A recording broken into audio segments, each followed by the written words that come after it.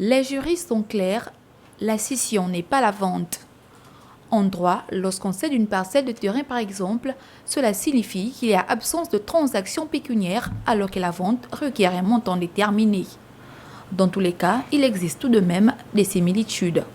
En réalité, le terme cession est un terme technique, juridique, c'est une vente qui peut revêtir beaucoup de réalité, mais dans celle qui nous intéresse, elle consiste simplement à transférer la propriété qu'on détient à une autre personne. Quand la vente est encadrée par la loi, la cession, elle, a une procédure souvent effectuée en privé. Votre vendeur a un titre de propriété, titre foncier, décret définitif, décision portant sur toute propriété. Ça veut dire que le bien est déjà dans son patrimoine. Pour qu'il sorte de son patrimoine, il vaut le vend. Cette vente doit être authentifiée.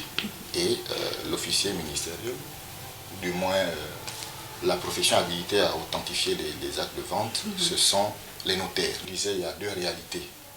La première, c'est celle où votre vendeur a un titre de propriété. Dans ce cas de figure, vous rapprochez des notaires, vous n'avez pas besoin de venir devant la NTTC parce que la parcelle est déjà titrée.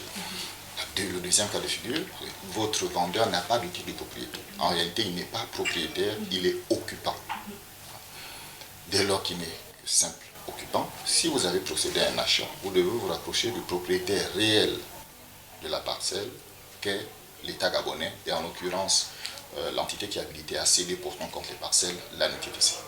Au Gabon, la loi numéro 015/2021 du 9 septembre 2021 portant ratification de l'ordonnance numéro 004/PR 2021 du 26 janvier 2021 instituant l'obligation de mise en valeur des concessions d'aménagement foncier et de construction d'immeubles en République gabonaise interdit les opérations de vente ou d'achat de titres fonciers délivrés aux aménageurs privés.